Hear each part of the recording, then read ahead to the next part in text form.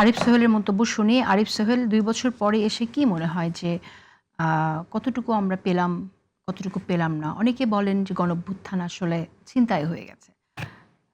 আপনি কি বলেন?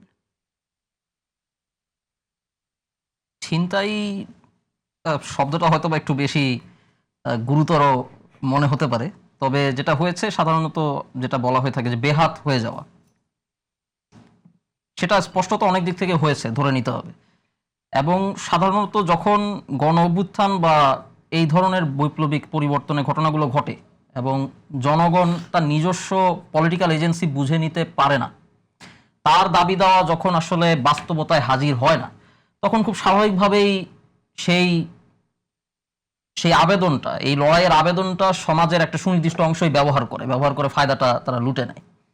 এবং যেহেতু ওই কাঠামোগত পরিবর্তনগুলো আমরা করতে পারিনি,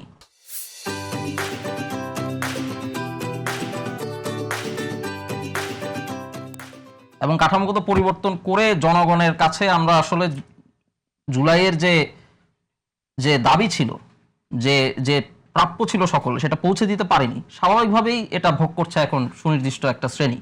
পারলাম না কেন? এই ঘটনাটা কিভাবে ঘটলো? এটি বেশ কিছু কারণ আছে। যদি সিঙ্গুলার কিছু কারণ বলতে হয়, প্রথমত কাদের বিরুদ্ধে এবং কিসের বিরুদ্ধে আমরা লড়েছি এটা স্পষ্ট হওয়া যায়নি, বা স্পষ্ট হওয়ার মতো সময় আমরা পাইনি।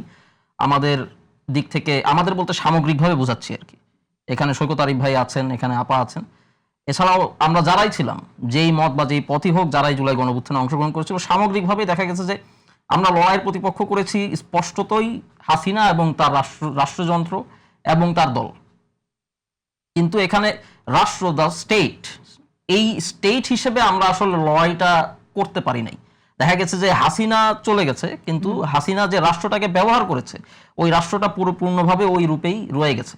তার বিরুদ্ধেও যে আমাদের লড়াই, এবং এই স্টেট ইটসেলফ, এটা যে হাসিনার চেয়ে কম কিছু না, এবং এটা যে জীবন্ত একটা এন্টিটি, এটা একটা আসলে সাবজেক্টিভ একটা এন্টিটি, এইটা আসলে ধরতে পারা যায়নি। এটা প্রধান একটা কারণ আর কি। আচ্ছা, তাহলে এই কাজটা, এটা নিয়ে দীর্ঘ আলাপ। তারপরেও আমি এটা গণঅভ্যুত্থানের পরের সময়টা সবচেয়ে রাইট টাইম ছিল এই পরিবর্তনগুলো, বৈপ্লবিক কিছু পরিবর্তন উদ্যোগ নেওয়ার। সেই উদ্যোগটা তখন কেন নেওয়া হলো না?